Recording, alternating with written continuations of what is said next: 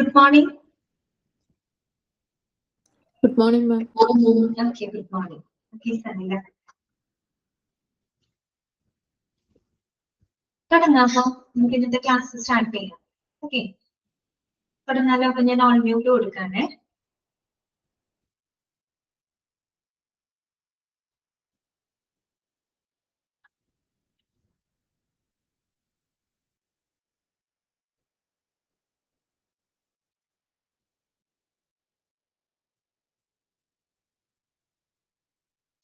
നമ്മള് കഴിഞ്ഞ ക്ലാസ്സിൽ നമ്മൾ ഡിസ്കസ് ചെയ്തത് എന്തായിരുന്നു? അതായത് ഒരു വെണ്ടർ സെലക്ഷൻ പ്രോസസ്സിന്റെ സ്റ്റെപ്പുകളായിരുന്നു നമ്മൾ കഴിഞ്ഞ ക്ലാസ്സിൽ ഡിസ്കസ് ചെയ്തുകൊണ്ടിരുന്നത് അല്ലെ. അപ്പൊ അതിനകത്ത് 7 സ്റ്റെപ്പുകൾ ഉണ്ടെന്ന് പറഞ്ഞു. അതിനകത്ത് നമ്മൾ 5 സ്റ്റെപ്പുകൾ വരെയാണ് കഴിഞ്ഞ ക്ലാസ്സിൽ നമ്മൾ പറഞ്ഞു നിർത്തിയത്. ഓക്കെ, ബാക്കിയുള്ള സ്റ്റെപ്പും കൂടെ പറയുന്നത് ജസ്റ്റ് ഒന്ന് ഓടിച്ചു പറയാണ്. ഒന്നാമത്തെ സ്റ്റെപ്പ് എന്തായിരുന്നു? Define and analyse business requirement അല്ലെ. നമ്മളുടെ ഓർഗനൈസേഷന്റെ നീഡ്സ് ആൻഡ് റിക്വയർമെന്റ്സ് കൃത്യമായിട്ട് നമ്മൾ ഡിഫൈൻ ചെയ്യുന്നു എന്ന് പറഞ്ഞാൽ ഐഡന്റിഫൈ ചെയ്യുന്നു. അതായിരുന്നു ഒന്നാമത്തെ സ്റ്റെപ്പ്. രണ്ടാമത്തേലോ identify third party vendor candidate അല്ലെ. നമ്മുടെ നീഡ്സ് ആൻഡ് റിക്വയർമെന്റ്സ് നിറവേറ്റാൻ കഴിയുന്ന വെണ്ടേഴ്സിനെ നമ്മൾ എന്താണ് റിസർച്ചിലൂടെ കണ്ടെത്തുന്നു. ഓക്കെ, പല രീതിയിൽ നമ്മൾ റിസർച്ച് ചെയ്ത് കണ്ടെത്തും. അതായിരുന്നു സെക്കൻഡ് സ്റ്റെപ്പ്. ഓക്കെ, മൂന്നാമത്തെ സ്റ്റെപ്പ് എന്തായിരുന്നു? Develop evaluation criteria. Evaluation criteria എന്ന് പറഞ്ഞാൽ എന്താണ്?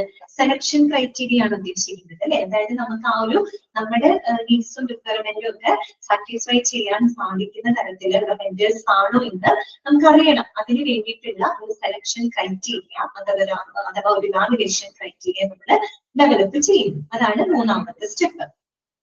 നാലാമത്തെ സ്റ്റെപ്പിൽ എന്താണ്? Conduct vendor briefings. അങ്ങനെ നമ്മൾ ആ ഒരു സെലക്ഷൻ ക്രൈറ്റീരിയനെ ബേസ് ചെയ്തിട്ട് കുറച്ച് വെണ്ടേഴ്സിനെ നമ്മൾ ഷോർട്ട് ലിസ്റ്റ് ചെയ്യുന്നുണ്ട് അല്ലെ. എന്നിട്ട് ആ വെണ്ടേഴ്സുമായിട്ട് നമ്മൾ എന്ത് ചെയ്യാണ്? നമ്മുടെ നീഡ്സ് ആൻഡ് റിക്വയർമെന്റ്സ് അവരുമായിട്ട് നമ്മൾ ഷെയർ ചെയ്യുന്നു. അതായിരുന്നു എന്ത്? കണ്ടക്ട് വെണ്ടർ ബ്രീഫിംഗ്സ് എന്ന് പറയുന്നത്. ഓക്കെ, അഞ്ചാമത്തെ സ്റ്റെപ്പിൽ എന്തായിരുന്നു? Evaluate wonders and schedule demos. നമ്മൾ തയ്യാറാക്കിയിട്ടുള്ള സെലക്ഷൻ ക്രൈറ്റീരിയയെ ബേസ് ചെയ്തുകൊണ്ട് നമ്മൾ ഓരോ വെണ്ടേഴ്സിനെ എന്ത് ചെയ്യുന്നത്? ഇവാലുവേറ്റ് നമ്മൾ ചെയ്തു അല്ലെ.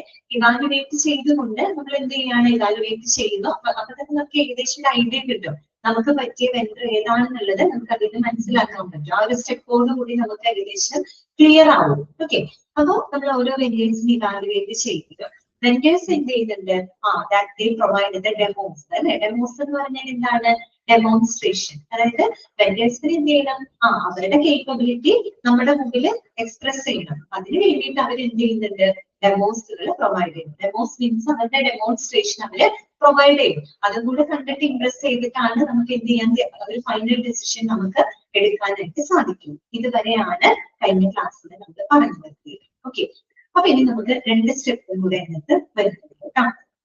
അപ്പൊ 6th സ്റ്റെപ്പിലോട്ട് നമുക്ക് നോക്കാം. ആറാമത്തെ സ്റ്റെപ്പ് എന്ന് പറഞ്ഞാൽ എന്താണ്? Complete vendor selection. അതാണ് കംപ്ലീറ്റ് വെണ്ടർ സെലക്ഷൻ. അതായത് ആറാമത്തെ സ്റ്റെപ്പിൽ നമ്മൾ എന്ത് ചെയ്യാണ്? ആ ഒരു വെണ്ടർ സെലക്ഷൻ നമ്മൾ അവിടെ പൂർത്തിയാക്കുകയാണ്. കാര്യം ഞാൻ പറഞ്ഞു, 5ാമത്തെ സ്റ്റെപ്പോട് കൂടി തന്നെ നമുക്ക് ഏകദേശം ഒരു ഐഡിയ കിട്ടും അല്ലെ. നമുക്ക് പറ്റിയ വെണ്ടർ ഏതാണെന്നുള്ളത് നമുക്ക് ഏകദേശം മനസ്സിലാവും അല്ലെ. അപ്പൊ അതോടുകൂടി 6ാമത്തെ സ്റ്റെപ്പിൽ എന്താണ്? Complete the vendor selection. അഥവാ നമുക്ക് എന്ത് പറയാം? Complete the evaluation process. ആ ഇവാലുവേഷൻ പ്രോസസ് അവിടെ കംപ്ലീറ്റ് ചെയ്യാണ്. അവിടെ നമ്മൾ ഒരു പൊട്ടൻഷ്യൽ വെണ്ടറിനെ നമ്മൾ കണ്ടെത്തുക. ഓക്കെ, ഒരു പൊട്ടൻഷ്യൽ വെണ്ടറിനെ നമ്മൾ കണ്ടെത്തും. ആ ഒരു സ്റ്റെപ്പാണ് ഇത് 6th സ്റ്റെപ്പ്. ഓക്കെ, നമുക്ക് വായിക്കാം. Primary and secondary options. അതെന്തുകൊണ്ട് പ്രൈമറി സെക്കൻഡറി ഓപ്ഷൻസ് എന്ന് പറയാനായിട്ട് കാരണം? അതെന്തുകൊണ്ടാണ് അങ്ങനെ പറഞ്ഞത്? അതായത് നമ്മൾ ഇപ്പൊ ഒരു പൊട്ടൻഷ്യൽ വെണ്ടറിനെ കണ്ടെത്തുമ്പോൾ ചിലപ്പോൾ ഒറ്റ ഒരാള് മാത്രമാണില്ലേ നമ്മൾ കണ്ടെത്തുന്നുണ്ടാവുക. ചിലപ്പോൾ നമ്മളൊരു 2 or 3 പേരെ നമ്മൾ കണ്ടെത്തിയിട്ടുണ്ടാവും അല്ലെ. ഈ ഒരു ഇവാലുവേഷൻ പ്രോസസ്സിലൂടെ നമുക്ക് ബെറ്റർ എന്ന് തോന്നുന്ന ചിലപ്പോൾ ഒരു 2 or 3 പൊട്ടൻഷ്യൽ വെണ്ടേഴ്സിനെ നമ്മൾ കണ്ടെത്തിയിട്ടുണ്ടാവും. നമ്മളൊരു 3 പേരെ കണ്ടെത്തിയിട്ടുണ്ടെങ്കിൽ 3 പേർക്ക് നമ്മൾ ഒരേ പ്രയോറിറ്റി ആയിരിക്കും കൊടുക്കുന്നുണ്ടാവുക? അല്ല അല്ലെ. അങ്ങനെയല്ലോ നമ്മൾ കൊടുക്കാം. നമ്മൾക്ക് ഏറ്റവും നമ്മുടെ നീഡ്സ് ആൻഡ് റിക്വയർമെന്റ്സ് സാറ്റിസ്ഫൈ ചെയ്യാൻ പറ്റുന്ന ഒരാളെ നമ്മൾ ഫസ്റ്റ് പൊസിഷനിൽ കൊടുക്കുക. അവർക്കാണ് നമ്മളൊരു പ്രൈമറി പ്രയോറിറ്റി കൊടുക്കുക. പിന്നീടുള്ള ആളുകൾക്ക് സെക്കൻഡറി പ്രയോറിറ്റി കൊടുക്കും. പിന്നീടുള്ള ആൾക്ക് ആ ഒരു രീതിയിലാണ് നമ്മൾ എന്ത് ചെയ്യുന്നത്? പ്രയോറിറ്റൈസ് ചെയ്യുന്നത്. അല്ലെ. അപ്പൊ അതാണ് അവിടെ പറയുന്നത് പ്രൈമറി ആൻഡ് സെക്കൻഡറി ഓപ്ഷൻ. നമ്മുടെ പ്രൈമറി ഓപ്ഷൻ എന്ന് പറഞ്ഞാൽ എന്തായിരിക്കും? ഏറ്റവും ടോപ്പ് ആയിട്ടുള്ള നമ്മൾ കണ്ടെത്തുന്ന നമ്മുടെ ഐഡിയൽ പൊട്ടൻഷ്യൽ വെണ്ടർ ആയിരിക്കും നമ്മൾ പ്രൈമറി ഓപ്ഷൻ കൊടുക്കുക അല്ലെ. അത് കഴിഞ്ഞാൽ പിന്നെ അതിന് തൊട്ട് താഴെയായിരിക്കും നമ്മൾ സെക്കൻഡറി ഓപ്ഷൻസുകൾ അങ്ങനെ നമ്മൾ കൊടുത്തിട്ടുണ്ടായിരിക്കും. അപ്പൊ ആ ഒരു അർത്ഥത്തിലാണ് അവിടെ എഴുതിയിരിക്കുന്നത് കേട്ടോ, പ്രൈമറി ആൻഡ് സെക്കൻഡറി ഓപ്ഷൻസ്. അപ്പൊ നോക്കുക, at the conclusion of the evaluation process, the team will identify a primary option, that means the winner, and a secondary alternative. കണ്ടോ, അപ്പൊ നമ്മളൊരു പൊട്ടൻഷ്യൽ വെണ്ടറിനെ നമ്മൾ കണ്ടെത്തിയിട്ടുണ്ട്, അദ്ദേഹത്തിന് തന്നെയാണ് നമ്മൾ പ്രൈമറി ഓപ്ഷൻ കൊടുക്കുന്നത്. Primary priority is the winner, അദ്ദേഹമാണ് ആ ഒരു ഇവാലുവേഷൻ പ്രോസസ്സിന്റെ വിന്നർ ആയിട്ട് അല്ലെങ്കിൽ നമ്മൾ സെലക്ട് ചെയ്ത പൊട്ടൻഷ്യൽ വെണ്ടർ നമ്മൾ കണ്ടെത്തുന്നു. പക്ഷെ അയാൾ ഏതെങ്കിലും കാരണവശാൽ അയാൾ നമുക്ക് ഫീസിബിൾ അല്ല അല്ലെങ്കിൽ നമുക്ക് അതിൽ ലഭ്യമല്ലാത്തൊരു സാഹചര്യം വരുമ്പോൾ മാത്രമാണ് നമ്മൾ സെക്കൻഡറി വെണ്ടറിനെ കൺസിഡർ ചെയ്യുന്നത്. അപ്പൊ നമുക്ക് 3 ഓപ്ഷൻ ഉണ്ടെങ്കിൽ ആദ്യത്തെ ആൾക്ക് നമ്മൾ പ്രയോറിറ്റി കൊടുക്കും.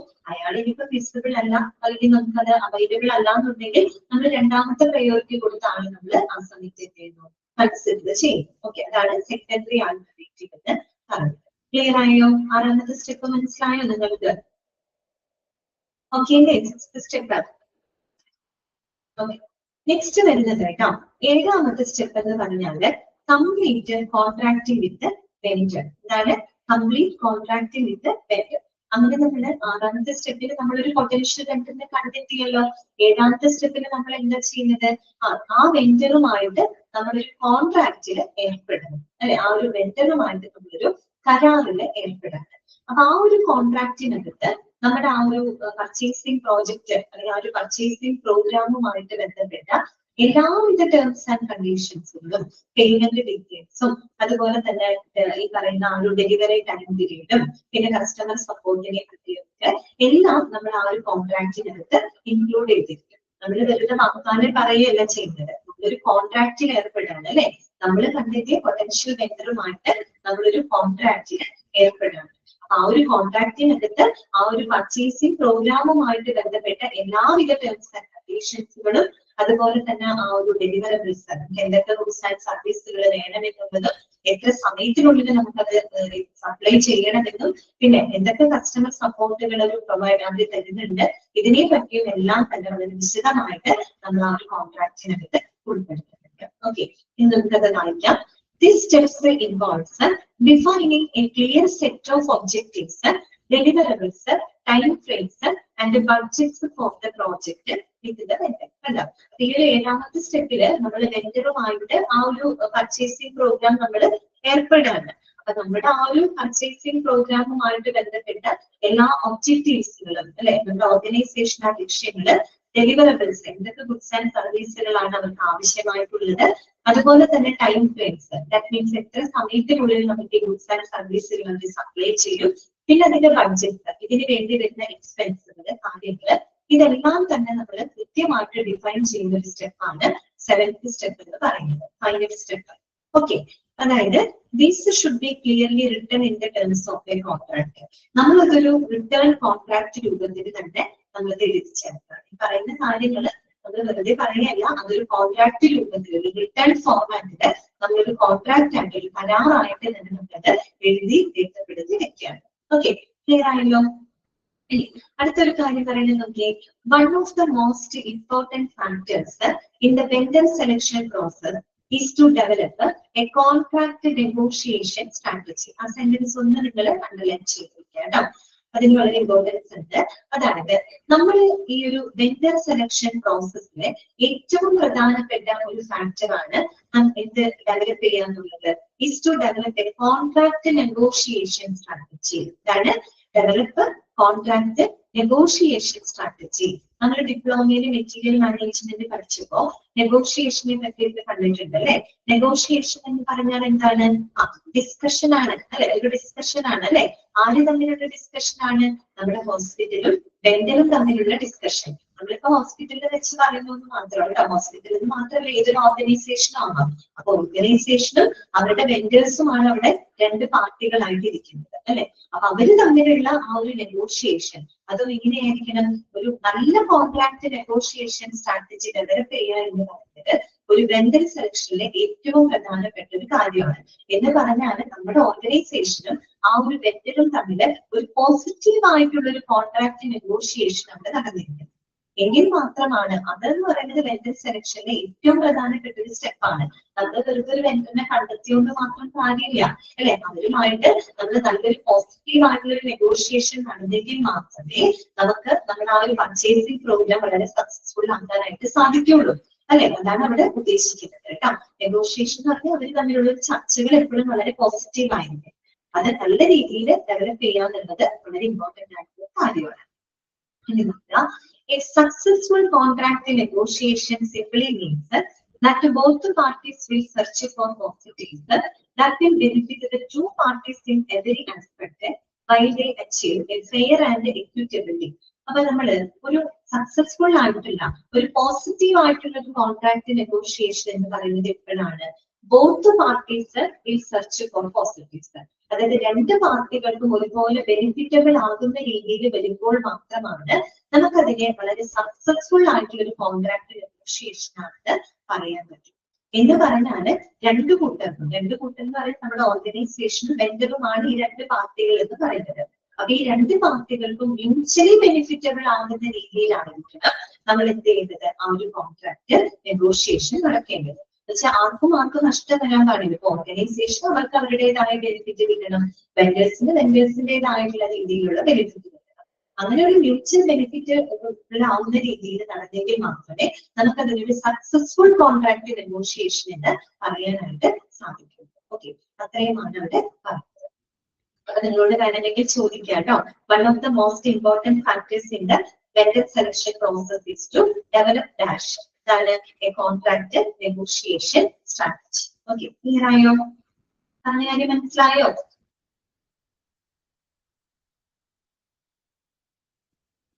Okay. അടുത്ത നോക്കാം കേട്ടോ.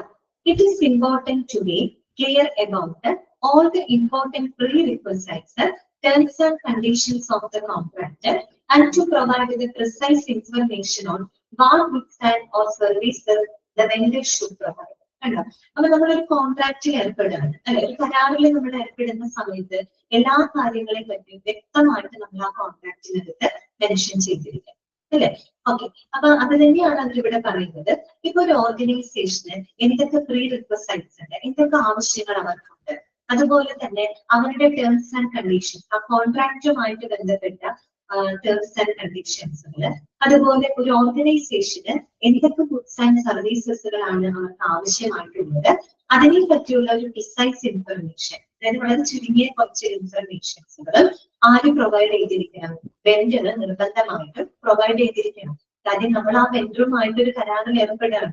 അപ്പൊ ആ വെണ്ടർ അതെല്ലാം മനസ്സിലാക്കണം. അതായത് ഒരു ഓർഗനൈസേഷന്റെ റിക്വസൈറ്റ്സുകൾ എന്തൊക്കെയാണ്, അവരുടെ ആവശ്യങ്ങൾ എന്തൊക്കെയാണ്, അതുപോലെ കോൺട്രാക്റ്റുമായിട്ട് ബന്ധപ്പെട്ട അവരുടെ ഭാഗത്ത് നിന്നുള്ള ടേംസ് ആൻഡ് കണ്ടീഷൻസുകൾ എന്തൊക്കെയാണ്, പിന്നെ ഒരു ഓർഗനൈസേഷന് എന്തൊക്കെ ഗുഡ്സ് ആൻഡ് സർവീസുകളാണ് പ്രൊവൈഡ് ചെയ്യേണ്ടത് എന്നതിനെ പറ്റിയുള്ള വെക്ടർ ചെറിയൊരു ഇൻഫർമേഷൻ നിർബന്ധമായിട്ട് എന്ത് ചെയ്തിരിക്കണം, പ്രൊവൈഡ് ചെയ്തിരിക്കും. ഓക്കെ, അത് മാത്രമല്ല vendors compensation should be clearly stated, the total cost, the schedule for the payment and financing terms. അപ്പൊ ഓർഗനൈസേഷന്റെ ഭാഗത്തുള്ള കാര്യങ്ങൾ മാത്രമല്ല വേണ്ടത്, ഒരു വെണ്ടറിന്റെ ഭാഗത്തു നിന്നുള്ള കാര്യങ്ങളും ആ ഒരു കോൺട്രാക്റ്റിനകത്ത് ഉൾപ്പെടുത്തിയിരിക്കണം. എന്ന് പറഞ്ഞാല് വെൻഡേഴ്സ് കോമ്പൻസേഷൻ എന്ന് പറഞ്ഞാൽ എന്താണ്? വെണ്ടറിന് ഏത് രീതിയിൽ പേയ്മെന്റ് നടത്തണം അല്ലെ, അതുപോലെ തന്നെ അതിനെ പറ്റി കൃത്യമായിട്ട് അതിൽ പരാമർശിച്ചിട്ടുണ്ടായിരിക്കണം. അതായത് ടോട്ടൽ കോസ്റ്റ്, അതിൽ നമുക്ക് സാധനങ്ങൾ സപ്ലൈ ചെയ്ത് തരുന്നുണ്ട്, അതിന് അവർക്ക് എത്ര പേയ്മെന്റ്, അവർക്ക് എത്ര കോസ്റ്റ് വരുന്നുണ്ട്, അതുപോലെ തന്നെ schedule four payment and financing terms, ഏത് രീതിയിൽ അവർക്ക് പേയ്മെന്റ് ഷെഡ്യൂൾ ചെയ്യണം, ഏത് രീതിയിൽ അവർക്ക് പേയ്മെന്റുകൾ കൊടുക്കണം, അതുപോലെ അവർക്ക് പേയ്മെന്റ് കൊടുക്കുന്നതുമായിട്ട് ബന്ധപ്പെട്ട ഫിനാൻഷ്യൽ ടേംസ് ആൻഡ് കണ്ടീഷൻസ്, അങ്ങനെയുള്ള കാര്യങ്ങളെ പറ്റിയിട്ടും ആ ഒരു കോൺട്രാക്റ്റിനകത്ത് ക്ലിയർ ആയിട്ട് എന്ത് ചെയ്തിരിക്കണം, മെൻഷൻ ചെയ്തിരിക്കണം. ഓക്കെ, അപ്പൊ രണ്ട് കൂട്ടരുടെ കാര്യങ്ങളും വ്യക്തമായിട്ട് എഴുതണം. ഓർഗനൈസേഷന്റെ ഭാഗത്തു നിന്നുള്ള കാര്യങ്ങളായാലും വെണ്ടറിന്റെ ഭാഗത്തു നിന്നുള്ള കാര്യങ്ങളായാലും ആ ഒരു കോൺട്രാക്റ്റില് എന്ത് ചെയ്യുക, രേഖപ്പെടുത്തുക. അതിനോടൊപ്പം തന്നെ there should also be acknowledgement of the following: effective dates or renewal dates or completion dates or termination date. അപ്പൊ ഇത് മാത്രമല്ല, നമ്മളൊരു കരാർ എഴുതുമ്പോൾ ആ കോൺട്രാക്റ്റുമായിട്ട് ബന്ധപ്പെട്ട ചില കാര്യങ്ങളുണ്ട് അല്ലെ.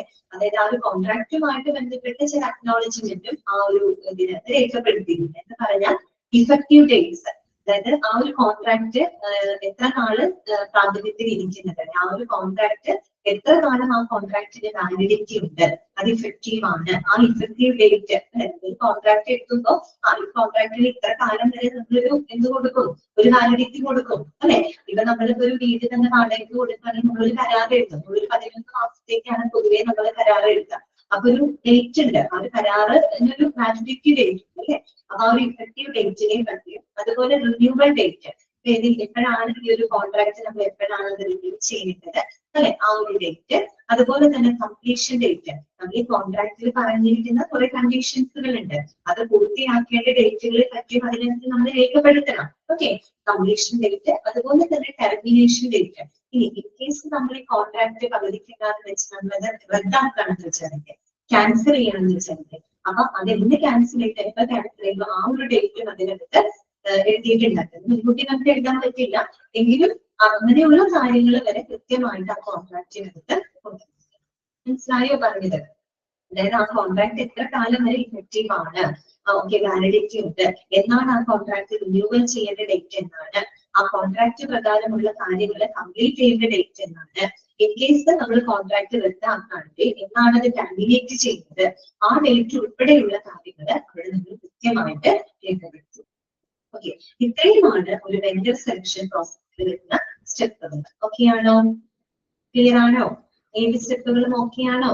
നമ്മൾ ഇന്ന് പറഞ്ഞത് 6ഉം 7ഉം മാത്രമാണ് പറഞ്ഞത്. അപ്പൊ 6ാമത്തെ സ്റ്റെപ്പിൽ നമ്മൾ എന്ത് ചെയ്യുന്നു, പൊട്ടൻഷ്യൽ വെണ്ടർ നമ്മൾ കണ്ടെത്തുന്നു, എന്നിട്ട് അതിന് ഒരു ഓപ്ഷൻ കൊടുക്കുകയാണ്. പ്രൈമറി ഓപ്ഷൻ ആണ് നമ്മൾ എടുക്കുക. പ്രൈമറി വെണ്ടറിന് വിസിബിൾ അല്ലെങ്കിൽ മാത്രം നമ്മൾ സെക്കൻഡറി വെണ്ടറിനെ കൺസിഡർ ചെയ്യുന്നു. 7ാമത്തെ സ്റ്റെപ്പില് നമ്മൾ കണ്ടെത്തിയ പൊട്ടൻഷ്യൽ വെണ്ടറുമായിട്ട് നമ്മൾ ഒരു കോൺട്രാക്റ്റിൽ ഏർപ്പെടുകയാണ്. ആ കോൺട്രാക്റ്റിൽ എല്ലാവിധ ടേംസ് ആൻഡ് കണ്ടീഷൻസ്, അത് ഓർഗനൈസേഷന്റെ ഭാഗത്തു നിന്നും വെണ്ടറിന്റെ ഭാഗത്തു നിന്നുള്ള എല്ലാ ടേംസ് ആൻഡ് കണ്ടീഷൻസും, payment details, financial terms and conditions, deliverables, customer support, ഇങ്ങനെയുള്ള എല്ലാ കാര്യങ്ങളും ആ കോൺട്രാക്റ്റിനകത്ത് ഉണ്ടായിരിക്കണം. പിന്നെ കോൺട്രാക്റ്റിന്റെ validity date, renewal date, completion date, termination date, അങ്ങനെയുള്ളത് അതിനകത്ത് ഉണ്ടായിരിക്കും. ഓക്കെ, ജസ്റ്റ് ഒന്ന് വായിച്ചു നോക്കാം. 6ഉം 7ഉം ജസ്റ്റ് ഒന്ന് വായിച്ചു നോക്കാം, എന്നിട്ട് നമുക്ക് അടുത്തേക്ക് പോവാം. ഓക്കെ,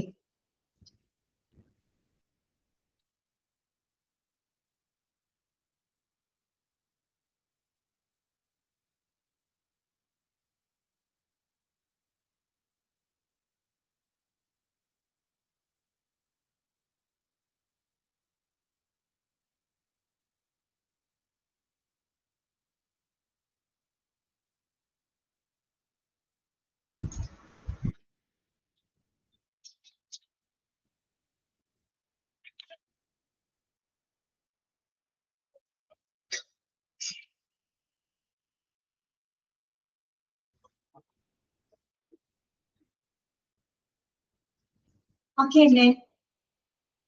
വായിച്ചു നോക്കിയിട്ട് ഏകദേശം ഐഡിയ ഒക്കെ കിട്ടിയോ നിങ്ങൾക്ക്? ഓക്കെ, അപ്പൊ നമുക്ക് അടുത്തേക്ക് പോകാം കേട്ടോ. നെക്സ്റ്റ് നമുക്ക് പഠിക്കാനുള്ളത് ടൈപ്സ് ആണ്. Types means types of vendors ആണ് കേട്ടോ. പല ടൈപ്പ് ഓഫ് വെൻഡേഴ്സിനെ പറ്റിയിട്ടാണ് പഠിക്കുന്നത്. പല ടൈപ്പ് എന്ന് പറഞ്ഞാൽ ഒരുപാടില്ല, ജസ്റ്റ് ഒരു ഐഡിയ മാത്രം. ഓക്കെ, അപ്പൊ നിങ്ങൾക്ക് അവിടെ ഒരു ഫ്ലോ ചാർട്ട് കാണാനായിട്ട് പറ്റും. ആ ഫ്ലോ ചാർട്ടിൽ നിങ്ങൾ നോക്കുമ്പോൾ അറിയാം ടൈപ്സ് ഓഫ് വെൻഡർ. അതിന് നമ്മൾ രണ്ടായിട്ട് സബ്ഡിവൈഡ് ചെയ്തിട്ടുണ്ട്, എക്സ്പീരിയൻസ്, ഡിപെൻഡൻസ്. ഓക്കെ, എക്സ്പീരിയൻസിനെ ബേസ് ചെയ്തിട്ട് 3 സബ്ഡിവിഷൻ ഫീൽഡ് വന്നിട്ടുണ്ട്, ലീഡേഴ്സ്, റൈസിംഗ്, ബിഗിനേഴ്സ്. ഡിപെൻഡൻസ് ആണെങ്കിൽ ഡെവലപ്മെന്റ്, കപ്പാസിറ്റി, നോളജ്. ഇതാണ് ആ ഒരു ഫ്ലോ ചാർട്ട്. അപ്പൊ ചുരുക്കി പറഞ്ഞാല് ഈ ഫ്ലോ ചാർട്ടിന് നമുക്ക് മനസ്സിലാക്കാൻ പറ്റുന്ന കാര്യം എന്താണ്, നമ്മള് വെൻഡേഴ്സിന് ടൈപ്പാണ് നമ്മൾ പഠിക്കുന്നത്. വെൻഡേഴ്സിനെ നമ്മൾ 2 ക്രൈറ്റീരിയാസിനെ ബേസ് ചെയ്തുകൊണ്ട് അവിടെ കാറ്റഗറൈസ് ചെയ്തിരിക്കുക അല്ലെ. അതായത് നിങ്ങൾക്ക് ആ ഫ്ലോ ചാർട്ടിൽ മനസ്സിലാക്കാൻ പറ്റുന്നത് 2 ക്രൈറ്റീരിയാസിനെ, 2 മാനദണ്ഡങ്ങളെ ബേസ് ചെയ്തിട്ട് നമ്മൾ എന്ത് ചെയ്തിരിക്കുകയാണ്, വെൻഡറിനെ നമ്മൾ അവിടെ ക്ലാസിഫൈ ചെയ്തിരിക്കുകയാണ്, കാറ്റഗറൈസ് ചെയ്തിരിക്കുകയാണ്. ഏതൊക്കെയാണ് ആ 2 ക്രൈറ്റീരിയാസ് എന്ന് പറയുന്നത്? First one experience, second one dependence. കണ്ടോ? അപ്പൊ എക്സ്പീരിയൻസിന്റെയും ഡിപെൻഡൻസ്, ഈ 2 ക്രൈറ്റീരിയാസിനെ ബേസ് ചെയ്തിട്ടാണ് നമ്മൾ വെൻഡേഴ്സിനെ എന്ത് ചെയ്തിരിക്കുന്നത്, കാറ്റഗറൈസ് ചെയ്തിരിക്കുന്നത്. ഓക്കെ, എക്സ്പീരിയൻസ് എന്ന് പറയുമ്പോൾ നമുക്കറിയാം എന്താണ്, അവരുടെ അനുഭവമാണ് അല്ലെ, അവരുടെ എക്സ്പീരിയൻസ്. ദാറ്റ് മീൻസ് ആ ഒരു പെർട്ടിക്കുലർ വെക്ടർ ആ ഒരു പെർട്ടിക്കുലർ ഫീൽഡില് എത്ര കാലമായിട്ട് അവർ നിലകൊള്ളുന്നുണ്ട്, അല്ലെ, അവരുടെ ആ ഒരു പെർഫോമൻസ് എങ്ങനെയാണ്. അതുപോലെ തന്നെ എന്താണ് അവര് ഈ ഒരു ഫീൽഡില് അവര് എന്തൊക്കെ ചാലഞ്ചസുകൾ അവർ ഫേസ് ചെയ്യുന്നുണ്ട്, അതുപോലെ അവരുടെ കഴിഞ്ഞ കാല പെർഫോമൻസ് എങ്ങനെയാണ്, അതൊക്കെയാണ് അവരുടെ എക്സ്പീരിയൻസ് എന്നതുകൊണ്ട് ഉദ്ദേശിക്കുന്നത്. മനസ്സിലായി? വെച്ചാൽ അവരുടെ ആ ഒരു വെണ്ടറിന് ആ ഒരു ഫീൽഡിൽ എത്രത്തോളം എക്സ്പീരിയൻസ്ഡ് ആണ്, എത്ര കാലമായിട്ട് ആ ഒരു പെർട്ടിക്കുലർ ഫീൽഡിൽ അവർ നിലനിൽക്കുന്നുണ്ട്, പിന്നെ എന്തൊക്കെ ചാലഞ്ചസുകൾ അവർ ഫേസ് ചെയ്തിട്ടുണ്ട്. നമ്മൾ പറയും experience is the best teacher എന്നാണ് നമ്മൾ പറയുക. അല്ലെ, എക്സ്പീരിയൻസിലൂടെ നമ്മൾക്ക് കിട്ടുന്ന അനുഭവമാണ് ഏറ്റവും വലിയ അനുഭവം. അല്ലെ, നമ്മളിപ്പോ തിയറിറ്റിക്കലായിട്ട് പല കാര്യങ്ങളും നമ്മൾ പഠിക്കും. അല്ലെ, അത് പഠിച്ച് പാസ്സായി നമ്മൾ നല്ല മാർക്കും കാര്യങ്ങളൊക്കെ നേടും. പക്ഷെ നമ്മളൊരു പ്രാക്ടിക്കൽ ലൈഫിലേക്ക് നമ്മൾ ഈ പഠിച്ച കാര്യങ്ങള് അപ്ലൈ ചെയ്തെങ്കിൽ മാത്രമാണ് നമ്മൾ സക്സസ്ഫുൾ ആവാൻ പറ്റും. അത് നമുക്ക് എങ്ങനെ കിട്ടാം? എക്സ്പീരിയൻസിലൂടെ അല്ലേ കിട്ടാം. ഓക്കെ, എക്സ്പീരിയൻസിനെ ബേസ് ചെയ്തിട്ട് തരംതിരിക്കുന്നുണ്ട്. പിന്നെ വന്നിട്ട് ഡിപ്പെൻഡൻസ് ആണ്. ഡിപ്പെൻഡൻസ് എന്ന് പറഞ്ഞാൽ എന്താ ഉദ്ദേശിക്കുന്നത്? Knowledge and capacity of the vendor ആണ് കേട്ടോ. ജസ്റ്റ് അവിടെ നിന്ന് വെറുതെ എഴുതി വെച്ചിട്ട് പിന്നീട് വായിക്കുമ്പോൾ ഡൗട്ട് തോന്നണ്ട. ഓക്കെ, ഡിപ്പെൻഡൻസ് എന്ന് പറഞ്ഞാൽ അവിടെ നമ്മൾ എടുക്കുന്നത് capacity, okay, capacity and knowledge of the vendor ആണ് നമുക്ക്.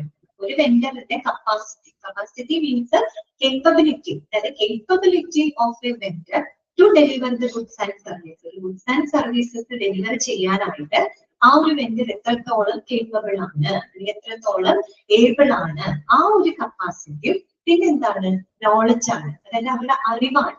ദാറ്റ് മീൻസ് ആ ഒരു വെഞ്ചറിന് എത്രത്തോളം ഈ പറയുന്ന ഗുഡ്സ് ആൻഡ് സർവീസുകള് പ്രോഡക്റ്റുകളെ പറ്റിയിട്ട് എത്രത്തോളം അറിവുകളുണ്ട്, അല്ലെ, ആധികാരികമായിട്ട് എന്തൊക്കെ നോളജുകൾ അവർക്കുണ്ട്. ഈ രണ്ട് കാര്യങ്ങളെ ബേസ് ചെയ്തിട്ടാണ് മറ്റൊരു ക്ലാസിഫിക്കേഷൻ വന്നിട്ടുള്ളത്. അത് മനസ്സിലായോ? അപ്പൊ നമ്മൾ വെണ്ടർ ടൈപ്സ് പഠിക്കുമ്പോൾ നമ്മൾ രണ്ട് ക്രൈറ്റീരിയ ആണ് അവിടെ എടുക്കുന്നത്. ഒന്ന് എക്സ്പീരിയൻസ്, രണ്ട് ഡിപ്പെൻഡൻസ്. ഈ എക്സ്പീരിയൻസ് ആൻഡ് ഡിപ്പെൻഡൻസ് എന്ന് പറയുന്ന രണ്ട് ക്രൈറ്റീരിയാസിനെ ബേസ് ചെയ്തുകൊണ്ട് നമ്മൾ വെണ്ടേഴ്സിനെ എന്ത് ചെയ്യുന്നു? കാറ്റഗറൈസ് ചെയ്യുന്നു. ഓക്കെ, ഇനി നമുക്ക് ആദ്യത്തെ ഫാക്ടറിനെ നോക്കാം. ആദ്യം നമ്മൾ നോക്കിയത് എക്സ്പീരിയൻസ് ആണ്, അല്ലെ. എക്സ്പീരിയൻസിനെ ബേസ് ചെയ്തിട്ട് ദാറ്റ് ഈസ് സബ്ഡിവൈഡഡ് ഇൻടു 3 മൂന്നായിട്ട് സബ്ഡിവിഷൻ നടത്തിയിട്ടുണ്ട്. ഏതൊക്കെയാണ്? ഒന്ന് ലീഡേഴ്സ്, രണ്ട് റൈറ്റ് ടീമർ, മൂന്നാമത്തത് ബിഗിനേഴ്സ്. ലീഡേഴ്സ് എന്ന് പറഞ്ഞാൽ എന്തായിരിക്കും? The vendors with extensive experience and proven track record. Okay, അങ്ങനെയുള്ളവരാണ് എന്ത്? ലീഡേഴ്സ് എന്ന് പറയുന്നത്. എന്ന് വെച്ച് കഴിഞ്ഞാല് വെണ്ടേഴ്സ് വിത്ത് എന്താണ്? Extensive experience and proven track record. അതായത് നല്ലപോലെ എക്സ്പീരിയൻസ്ഡ് ആയിട്ടുള്ള വെണ്ടേഴ്സ് ആയിരിക്കും, എക്സ്റ്റെൻസീവ് എക്സ്പീരിയൻസ് ഉള്ള ആളുകളായിരിക്കും, ആൻഡ് പ്രൂവൺ ട്രാക്ക് റെക്കോർഡ്, കൃത്യമായിട്ട് ആ ഒരു ഫീൽഡില് അവരുടെ കഴിവ് തെളിയിക്കപ്പെട്ടിട്ടുള്ള വെണ്ടേഴ്സ് ആയിരിക്കും. എന്ന് വെച്ചാൽ അവർ അത്രയും എക്സ്പീരിയൻസ്ഡ് ആയിട്ടുള്ള വെണ്ടേഴ്സ് ആയിരിക്കും.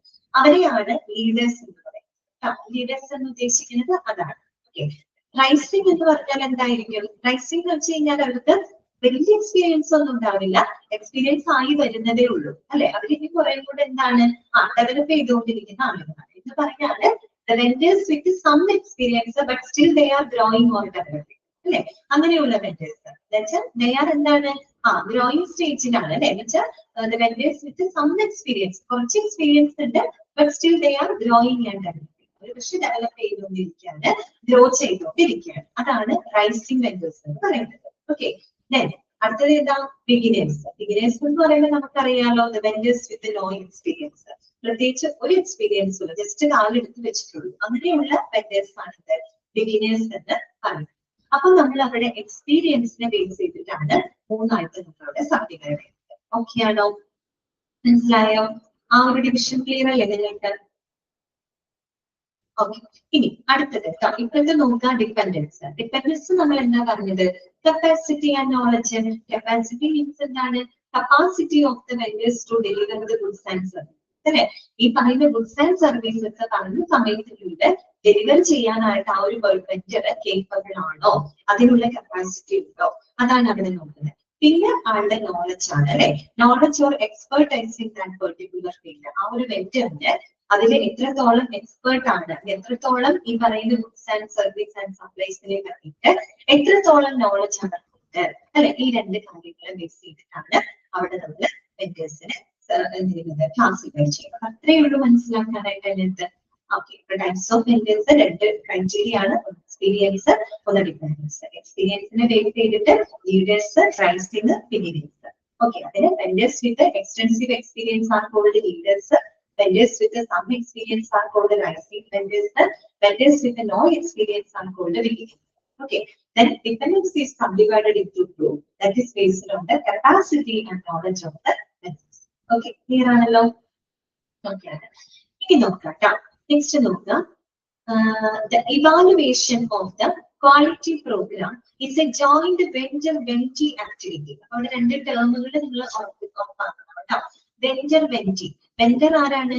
സെല്ലർ ആണ്. ഓക്കെ, നമുക്കറിയാം. വെൻഡി ആരാ? ബയ്യർ ആണ്. ബയ്യർ എന്ന് പറഞ്ഞാൽ എന്താ? ഓർഗനൈസേഷൻ. ഓക്കെ, നമ്മളാണ് ഓർഗനൈസേഷനിൽ നമ്മളാണ് വെൻഡി. നമ്മൾ ആരിൽ നിന്നാണ് പർച്ചേസ് ചെയ്യുന്നത്? വെണ്ടർ. ഓക്കെ, അറിയാലോ. അപ്പൊ ഇവര് പറഞ്ഞത് evaluation of the quality program is a joint vendor vendee activity. അതായത് ഒരു ക്വാളിറ്റി പ്രോഗ്രാമിന്റെ ഇവാലുവേഷൻ അതെന്ന് പറഞ്ഞാൽ it is the shared responsibility of vendor and vendee. എന്താ അവിടെ ഉദ്ദേശിക്കുന്നത്? ഏത് പ്രോഗ്രാമിനെ പറ്റിയാണ് ഇവിടെ പറയുന്നത്? ക്വാളിറ്റി പ്രോഗ്രാം നമുക്ക് പറയുന്നത്. ഏത് പ്രോഗ്രാമിനെ പറ്റിയാണ് ഇവിടെ പറയുന്നത്? അതായത് നമ്മളുടെ ഈ ഒരു പർച്ചേസിംഗ് പ്രോജക്ട് പ്രോഗ്രാം നമ്മൾക്ക് ആവശ്യമായിട്ടുള്ള, നമ്മളൊരു ഓർഗനൈസേഷൻ ആണ്, നമുക്ക് ചില നീഡ്സ് ആൻഡ് റിക്വയർമെന്റ്സ് ഉണ്ട്. അതിനനുസരിച്ചിട്ടുള്ള ഗുഡ്സ് ആൻഡ് സർവീസുകൾ ആര് തരണം? നമുക്ക് വെണ്ടർ തരണം. ആ ഒരു പർച്ചേസിംഗ് പ്രോഗ്രാം ആണ് ഇവിടെ ഉദ്ദേശിക്കുന്നത്. ഓക്കെ, അപ്പൊ ആ ഒരു പ്രോഗ്രാമിന്റെ, ആ ഒരു പർച്ചേസിംഗ് പ്രോജക്റ്റിന്റെ ക്വാളിറ്റി അല്ലെ, അതിന്റെ ക്വാളിറ്റി ഇവാലുവേറ്റ് ചെയ്യാനുള്ള റെസ്പോൺസിബിലിറ്റി രണ്ടു കൂട്ടർക്കും ഒരുപോലെ ഉണ്ടെന്നാണ് പറയുന്നത്. എന്ന് പറഞ്ഞാല് ഓർഗനൈസേഷനും ഉണ്ട്, വെണ്ടർക്കും അതിൽ ഈക്വലി റെസ്പോൺസിബിൾ ആണ്. ഓക്കെ, എന്ന് പറഞ്ഞാൽ നമുക്ക് ലഭിക്കുന്ന ഗുഡ്സ് ആൻഡ് സർവീസുകളുടെ ക്വാളിറ്റി നിശ്ചയിക്കുന്നതിന് ഈ പറയുന്ന ഓർഗനൈസേഷനും വെണ്ടറിനും ഒരേപോലെ ഉത്തരവാദിത്തമുണ്ട്. അതാണ് അവിടെ പറയുന്നത്. ഓക്കെ, ഇനി നോക്കാം. It is efficiently achieved. It provides mutual benefit for all parties concerned.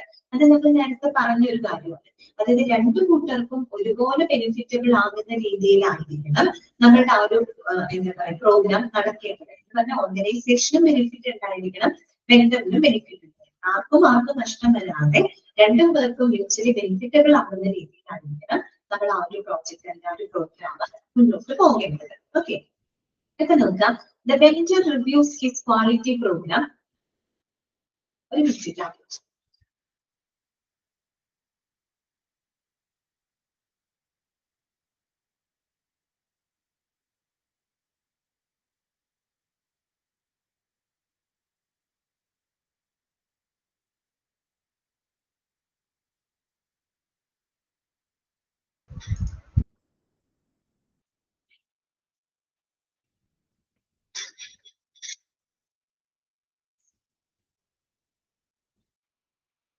Okay, അപ്പൊ നോക്കാം. The vendor reviews his quality program to ensure that the program is accomplishing its intended function effectively, economically. അതായത് നമ്മൾ പറഞ്ഞല്ലോ രണ്ടു കൂട്ടർക്കും shared responsibility ഉണ്ടെന്ന് നമ്മൾ പറഞ്ഞു. അപ്പോ ഒരു വെണ്ടർ, ഓക്കെ, അതായത് വെണ്ടർ മീൻസ് ഒരു സെല്ലർ, ഒരു വെണ്ടർ എങ്ങനെയാണ് ആ ഒരു പ്രോഗ്രാമിന്റെ ക്വാളിറ്റിനെ നോക്കി കാണുന്നത്? എങ്ങനെയാണ് അദ്ദേഹം എങ്ങനെയാ നോക്കുക? അതായത് ആണ് കൊടുക്കുന്ന വെണ്ടർ കൊടുക്കുന്ന ഗുഡ്സ് ആൻഡ് സർവീസുകളെല്ലാം തന്നെ ആ ഒരു ഓർഗനൈസേഷന്റെ നീഡ്സ് ആൻഡ് റിക്വയർമെന്റ്സ് സാറ്റിസ്ഫൈ ചെയ്യാൻ പാകത്തിലുള്ളതാണോ എന്ന് ഉറപ്പുവരുത്തിക്കൊണ്ടാണ് വെണ്ടർ അയാളുടെ ഗുഡ്സ് ആൻഡ് സർവീസുകളുടെ ക്വാളിറ്റി ഇവാലുവേറ്റ് ചെയ്യുന്നത്. ആണല്ലോ. ഓക്കെ, അപ്പൊ ഞാനൊരു വെണ്ടർ ആണ്, ഞാനൊരു പ്രോഡക്റ്റ് കൊടുക്കുമ്പോൾ ഞാൻ എന്ത് ഉറപ്പുവരുത്തണം? എന്നോട് ആ ഓർഗനൈസേഷൻ ആവശ്യപ്പെട്ട കാര്യങ്ങൾ ഉൾപ്പെടുത്തിക്കൊണ്ട് അല്ലെങ്കിൽ അത് സാറ്റിസ്ഫൈ ചെയ്തിട്ടുള്ള പ്രോഡക്റ്റുകളായിരിക്കണം ഞാൻ അവർക്ക് കൊടുക്കേണ്ടത്. അത് ഉറപ്പാക്കണം അല്ലെ. അങ്ങനെയാണ് ഒരു വെണ്ടർ അതിന്റെ ക്വാളിറ്റി ഇവാലുവേറ്റ് ചെയ്യുന്നത്. അത് നമ്മൾ വെണ്ടറിന്റെ ഭാഗത്തു നിന്നാണ് പറഞ്ഞത്. ഇനി ഒരു ഓർഗനൈസേഷൻ എങ്ങനെയായിരിക്കും അതിന്റെ ക്വാളിറ്റി ഇവാലുവേറ്റ് ചെയ്യുന്നത്? അതാണ് അടുത്ത സെന്റൻസിൽ പറയുന്നത്. നോക്കിയേ. The vendor appraises, വെണ്ടർ അല്ല, സോറി, ഇവിടെ വെണ്ടർ എന്ന് വെട്ടിയിട്ട് വെൻഡി ആണ് കേട്ടോ. ഇവിടെ വെണ്ടർ അല്ല വരാം. വെണ്ടറിന്റെ കാര്യം നമ്മൾ പറഞ്ഞു. ഇവിടെ വെൻഡി എന്നാണ് വരാം കേട്ടോ. വെൻഡി മീൻസ് ബയ്യർ ആണ്, അതായത് ഓർഗനൈസേഷൻ ആണ് കേട്ടോ. ഓക്കെ, ഇനി വായിക്കാം. The vendor appraises his vendor's quality program to check whether his vendor is capable of producing the desired quality product. Okay, ഇനി ഒരു വെൻഡി, അതായത് ഒരു ബയ്യർ അഥവാ ഒരു ഓർഗനൈസേഷൻ എങ്ങനെയായിരിക്കും ആ ഒരു ഗുഡ്സ് ആൻഡ് സർവീസുകളുടെ ക്വാളിറ്റി അവരെങ്ങനെയായിരിക്കും ഇവാലുവേറ്റ് ചെയ്യുന്നത്? അതായത് അവരൊരു പൊട്ടൻഷ്യൽ വെണ്ടറിനെയാണ് സെലക്ട് ചെയ്തിരിക്കുന്നത് അല്ലെ. അപ്പൊ ആ ഒരു സെലക്ട് ചെയ്തിട്ടുള്ള വെണ്ടർ ഇവരുടെ ആവശ്യങ്ങൾ നിറവേറ്റാൻ കേപ്പബിൾ ആണോ എന്നാണ് അവർ ചെക്ക് ചെയ്യുന്നത്. ആണല്ലോ. അവരെങ്ങനെയാ നോക്കുക? അവർ നീഡ്സ് ആൻഡ് റിക്വയർമെന്റ്സ് ഒക്കെ അവരോട് പറഞ്ഞിട്ട് നമ്മൾ അവരെ ഇവാലുവേറ്റ് ചെയ്യുന്നത് നമുക്ക് മനസ്സിലാവും. നമ്മളുടെ ആവശ്യങ്ങളൊക്കെ സാറ്റിസ്ഫൈ ചെയ്യാൻ അവർ കേപ്പബിൾ ആണോ എന്ന് ചെക്ക് ചെയ്തുകൊണ്ടാണ് ഒരു ഓർഗനൈസേഷൻ അതിന്റെ ക്വാളിറ്റി ഉറപ്പാക്കുന്നത്. ഓക്കെ, ക്ലിയർ ആണ്. രണ്ട് ആസ്പെക്റ്റിൽ നമ്മൾ ചിന്തിക്കുക, രണ്ട് പെർസ്പെക്റ്റീവിൽ നമ്മൾ അതിനെ നോക്കിക്കാണുന്നത്. രണ്ടു കൂട്ടർക്കും ഈക്വൽ എന്തുണ്ട്?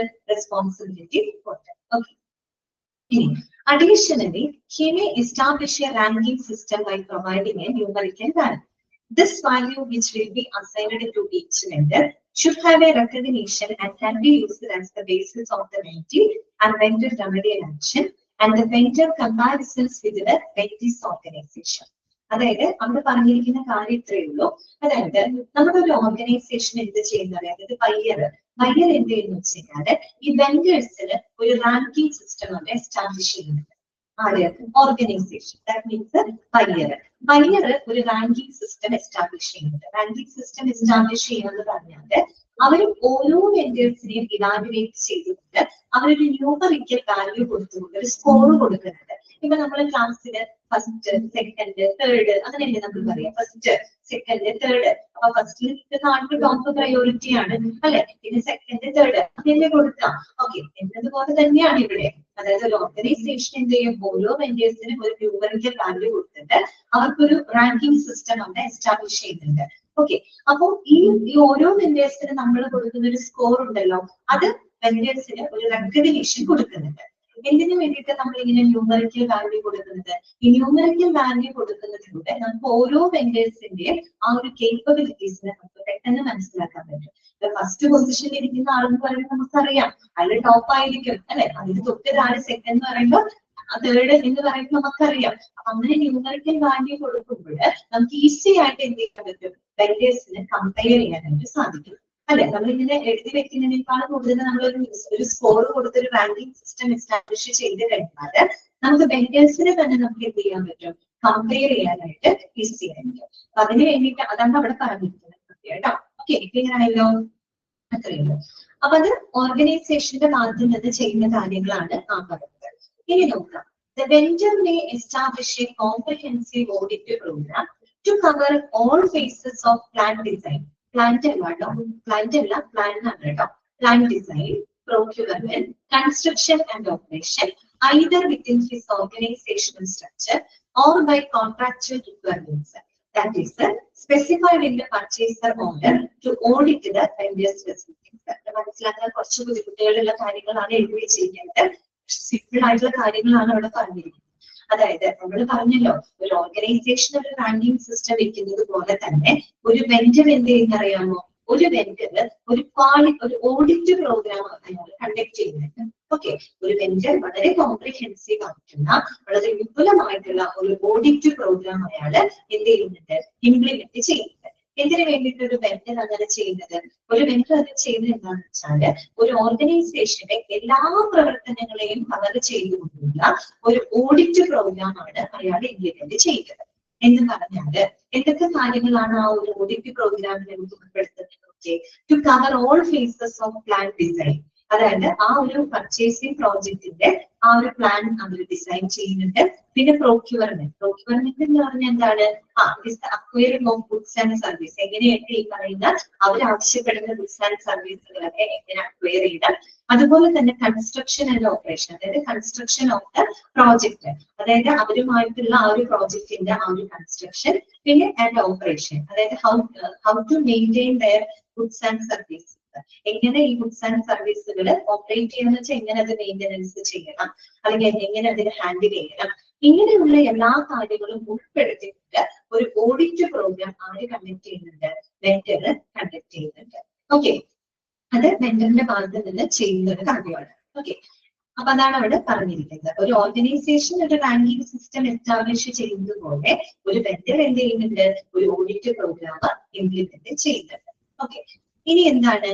The main aim of the quality auditor is to guarantee companies with the quality assurance program requirement. ആ സെന്റൻസ് നിങ്ങൾ അണ്ടർലൈൻ ചെയ്തിരിക്കുക. ഏതാണ്? The main aim of the quality auditor is to guarantee companies with the quality assurance program requirement. നിങ്ങളോട് വേണമെങ്കിൽ ചോദിക്കാം, എന്തിനു വേണ്ടിയിട്ട് ഈ ഓഡിറ്റ് പ്രോഗ്രാം നടത്തുന്നത്? നമ്മൾ പറഞ്ഞ ഒരു ഓഡിറ്റ് പ്രോഗ്രാം ഈ വെണ്ടർ ഇംപ്ലിമെന്റ് ചെയ്യുന്നുണ്ടെന്ന് പറഞ്ഞു. എന്തിനു വേണ്ടിയിട്ടാണ് ഈ ഓഡിറ്റ് പ്രോഗ്രാം ഇംപ്ലിമെന്റ് ചെയ്യുന്നത്? ഇതിനു വേണ്ടിയിട്ടാണ് to guarantee the compliance with the quality assurance program requirement അല്ലെ. നമ്മൾ അവർക്ക് കൊടുക്കുന്ന ഗുഡ്സ് ആൻഡ് സർവീസുകളെല്ലാം തന്നെ അതിൻ്റെതായ എല്ലാ നിലവാരങ്ങളും പാലിക്കുന്നുണ്ടെന്ന് ഉറപ്പുവരുത്താൻ വേണ്ടിയിട്ടാണ് നമ്മൾ എന്ത് ചെയ്യുന്നത്? ഇങ്ങനെയുള്ള നമ്മൾ ഇൻസ്പെക്ടർ ഒരു ക്വാളിറ്റി ഓഡിറ്റ് പ്രോഗ്രാം നടത്തുന്നത്. ഓക്കെ, അതായത് ഒരു വെണ്ടർ വെറുതെ ഗുഡ്സ് ആൻഡ് സപ്ലൈസ് കൊടുത്താൽ മാത്രം പോരാ, അത് ഓർഗനൈസേഷന് ബോധ്യപ്പെടുത്തണം. അവരാവശ്യപ്പെട്ട എല്ലാ സ്റ്റാൻഡേർഡുകളും കീപ്പ് ചെയ്തുകൊണ്ട് തന്നെ അവർക്ക് ഗുഡ്സ് ആൻഡ് സർവീസ് കൊടുത്തിരിക്കണം. അത് വെണ്ടറിന്റെ റെസ്പോൺസിബിലിറ്റിയാണ്. അപ്പൊ അത് ഒന്നും കൂടെ ഉറപ്പുവരുത്തുന്നതിന് വേണ്ടിയിട്ട് അല്ലെ, അതായത് അവരുടെ റിക്വയർമെന്റ്സ് അനുസരിച്ചുള്ള ആ ഒരു പ്രോഗ്രാമിന്റെ ക്വാളിറ്റി ഉറപ്പുവരുത്താൻ എല്ലാ നിലവാരങ്ങളും കൃത്യമായിട്ട് പാലിക്കുന്നുണ്ട്. അത് ഗ്യാരണ്ടി ചെയ്യാനായിട്ടാണ് ഇങ്ങനെയുള്ള ക്വാളിറ്റി ഓഡിറ്റ് പ്രോഗ്രാം നടത്തുന്നത്, ഓഡിറ്റ് പ്രോഗ്രാം കണ്ടക്ട് ചെയ്യുന്നത് കേട്ടോ. അപ്പൊ ചിലപ്പോൾ നിങ്ങളോട് ചോദിക്കാം, the main aim of the quality audit is to guarantee dash. എന്താണ്? Compliance with the quality assurance program requirements. അതിന്റെ ക്വാളിറ്റി ഉറപ്പുവരുത്താൻ വേണ്ടിയിട്ടാണ് അങ്ങനെ ഒരു ക്വാളിറ്റി ഓഡിറ്റ് അവര് നടത്തുന്നത്.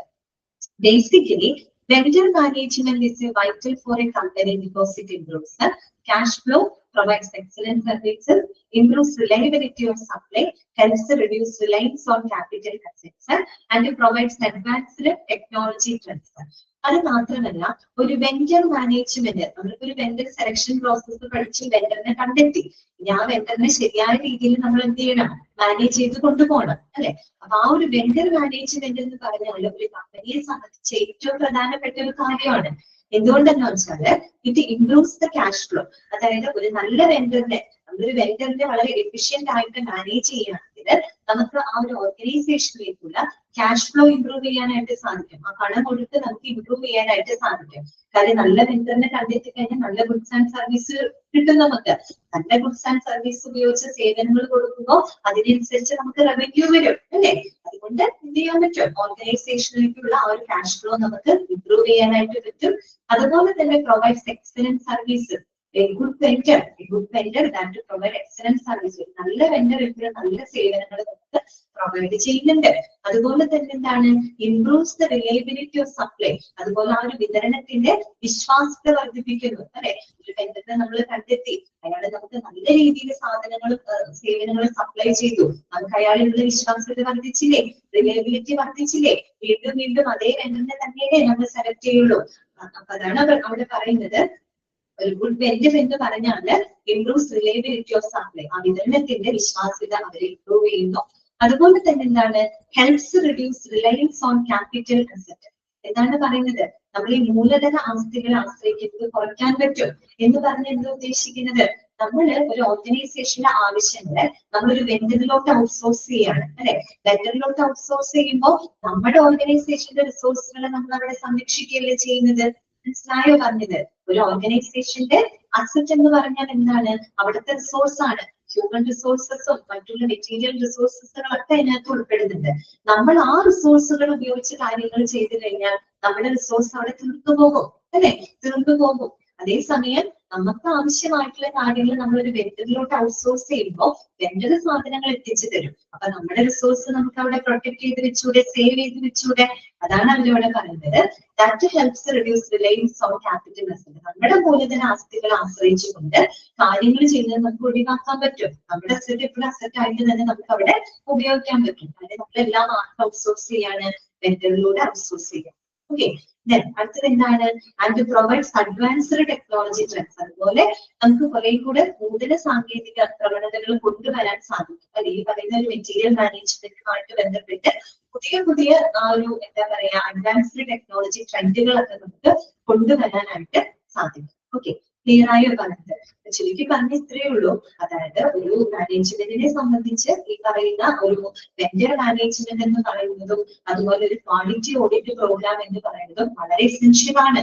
ഓക്കെ, വളരെ ഇമ്പോർട്ടന്റ് ആയിട്ടുള്ള ഒരു കാര്യമാണ്. അതുപോലെ തന്നെ ഈ ഗുഡ്സ് ആൻഡ് സർവീസുകളുടെ ക്വാളിറ്റി ഇവാലുവേറ്റ് ചെയ്യുന്നതിന് വെണ്ടർക്കും വെൻഡിക്കും ഷെയർഡ് ആയിട്ടുള്ള റെസ്പോൺസിബിലിറ്റി ആണ് ഉള്ളത്. അത്രയും മനസ്സിലാക്കിയിരിക്കുക കേട്ടോ. ഓക്കെ, എന്തിനു വേണ്ടിയിട്ടാണ് നമ്മൾ ഓഡിറ്റ് പ്രോഗ്രാം നടത്തുന്നത്? അതായത് നമ്മൾ കൊടുക്കുന്ന ഗുഡ്സ് ആൻഡ് സർവീസ് അവരുടെ നീഡ്സുകൾ സാറ്റിസ്ഫൈ ചെയ്തുകൊണ്ട് അല്ലെങ്കിൽ എല്ലാ സ്റ്റാൻഡേർഡുകളും മീറ്റ് ചെയ്യുന്നുണ്ടെന്ന് ഉറപ്പുവരുത്താൻ വേണ്ടിയിട്ടാണ് നമ്മൾ ഇങ്ങനെയുള്ള ഓഡിറ്റ് പ്രോഗ്രാമുകൾ കണ്ടക്ട് ചെയ്യുന്നത്. പിന്നെ ഒരു നല്ല വെണ്ടർ എന്ന് പറഞ്ഞു കഴിഞ്ഞാൽ എന്ത് ചെയ്യുന്നുണ്ട്, അത് ഇംപ്രൂവ്സ് ക്യാഷ് ഫ്ലോ അല്ലെ, ഒരു ഓർഗനൈസേഷന്റെ ക്യാഷ് ഫ്ലോ ഇംപ്രൂവ് ചെയ്യുന്നുണ്ട്. They provide excellent service and they improve reliability of supply, and then they help to reduce the reliance of capital assets, and they provide advanced technology trends. Okay, clear ആയോ പറഞ്ഞത്? മനസ്സിലായോ പറഞ്ഞ കാര്യങ്ങള്? Okay ആണോ? വളരെ try ആയിട്ടുള്ള കാര്യങ്ങളാണ് കേട്ടോ. ഇതിനെ ബുദ്ധിമുട്ടുള്ള കുറച്ച് ഭാഗങ്ങളാണ്. കൺസെപ്റ്റ് മനസ്സിലാക്കി പോവുക കേട്ടോ. ഓക്കെ, നെക്സ്റ്റ് വരുന്നതാണ് വെണ്ടർ മാനേജ്മെന്റ്. ഇപ്പൊ തന്നെ നമ്മൾ പറഞ്ഞത് വെണ്ടർ മാനേജ്മെന്റിനെ പറ്റിയിട്ടാണ്. ഒരു വെണ്ടർ മാനേജ്മെന്റ് എന്ന് പറയുന്നത് ഒരു കമ്പനിയുടെ സക്സസിന് വളരെയധികം പ്രധാനപ്പെട്ട ഒരു കാര്യമാണെന്ന് നമ്മൾ മനസ്സിലാക്കി. ഓക്കെ, അപ്പൊ ആ ഒരു വെണ്ടർ മാനേജ്മെന്റ് എങ്ങനെയാണെന്ന് മനസ്സിലാക്കാനുള്ള ഒരു ചാർട്ട് അവിടെ കൊടുത്തിട്ടുണ്ട് കേട്ടോ. ഓക്കെ, അപ്പൊ അതൊന്ന് ശ്രദ്ധിച്ചു കേൾക്കാം. Vendor management. അപ്പൊ അതിനകത്ത് എത്ര സ്റ്റെപ്പ്? 5 സ്റ്റെപ്പുകളാണ് വരുന്നത് കേട്ടോ. 5 സ്റ്റെപ്പുകളാണ്. ഇതൊരു സൈക്ലിക് പ്രോസസ് ആണ് കേട്ടോ. ഓക്കെ, 5 സ്റ്റെപ്പുകളാണ്. ഒന്നാമത്തെ സ്റ്റെപ്പ് ഇതാണ് കേട്ടോ. ഒന്നാമത്തെ സ്റ്റെപ്പ് എന്ന് പറഞ്ഞാൽ vendor profiles and risk assessment. എന്താണ് vendor profiles and risk assessment? അതായത് എന്താണ് അവിടെ ഉദ്ദേശിക്കുന്നത്? നമ്മളൊരു വെണ്ടറിനെ ഇവാലുവേറ്റ് ചെയ്യാണ്. Okay, vendor profiles and risk assessment. എങ്ങനെയാണ് വെണ്ടർ മാനേജ്മെന്റ് ചെയ്യുന്നതെന്നാണ് പറയുന്നത്. ഒരു വെണ്ടറിനെ നമ്മൾ എങ്ങനെയാണ് എഫിഷ്യന്റ് ആയിട്ട് മാനേജ് ചെയ്യുന്നത്. അപ്പൊ അതിൽ ഒന്നാമത്തെ കാര്യം എന്താണ്? Vendor profiles and risk assessment എന്ന് പറഞ്ഞാൽ നമ്മളൊരു വെണ്ടറിനെ ഇവാലുവേറ്റ് ചെയ്യുകയാണ്. ഒരു വെണ്ടറിനെ നമ്മൾ എന്ത് ചെയ്യാണ്? പ്രൊഫൈല് നമ്മൾ ഇവാലുവേറ്റ് ചെയ്യാണ് കേട്ടോ. ഇവാലുവേറ്റ് ചെയ്യാൻ മാത്രമല്ല, നമ്മൾ ആ ഒരു വെണ്ടറുമായിട്ട് പാർട്ട്ണർഷിപ്പിന് ഏർപ്പെടുമ്പോൾ നമുക്ക് വരാൻ സാധ്യതയുള്ള റിസ്കുകൾ എന്തൊക്കെയാണ് എന്നുള്ളത് കൂടെ നമ്മൾ എന്ത് ചെയ്യുന്നുണ്ട്? അസസ് ചെയ്യുന്നു. ഓക്കെ, അതൊക്കെ നമ്മൾ മുൻകൂട്ടി ചെയ്യുന്ന കാര്യങ്ങളാണ്. ഓക്കെ, നമ്മളൊരു വെണ്ടറിനെ കണ്ടെത്തുന്ന ആ വെണ്ടറിനെ നമ്മൾ ഇവാലുവേറ്റ് ഇവാലുവേറ്റ് ചെയ്യാണ്. അതോടൊപ്പം നമ്മൾ ആ ഒരു വെണ്ടറുമായിട്ട് എന്താണ് ഈ പറയുന്ന പാർട്ണർഷിപ്പിൽ ഏർപ്പെട്ടാല് നമുക്ക് വരാൻ സാധ്യതയുള്ള എന്തൊക്കെ റിസ്കുകൾ ഉണ്ട് അതും കൂടെ നമ്മൾ എന്ത് ചെയ്യുന്നുണ്ട്? വിലയിരുത്തുന്നുണ്ട്. ഓക്കെ, ക്ലിയർ ആയോ? റിസ്ക് വരണമെന്ന് നിർബന്ധമൊന്നുമില്ല. ചിലപ്പോൾ റിസ്ക് നമ്മൾ എപ്പോൾ വേണമെങ്കിലും എവിടെ വേണമെങ്കിലും പ്രതീക്ഷിക്കണം അല്ലെ. അപ്പൊ അവരുമായിട്ട് പാർട്ണർഷിപ്പിൽ ഏർപ്പെടുമ്പോൾ എന്തെങ്കിലും റിസ്കുകൾ വരാൻ ചാൻസ് ഉണ്ടോ, എന്തൊക്കെ റിസ്കുകൾ വരാം എന്നുള്ളതിനെ പറ്റി നമ്മൾ എന്ത് ചെയ്യാണ്? അസസ് ചെയ്യാണ്, വിലയിരുത്താണ്. അതാണ് ആദ്യത്തെ പ്രോസസ്. ഓക്കെ, ദെൻ അത് നേരെ പോകുന്നത് എങ്ങനെയാണ്?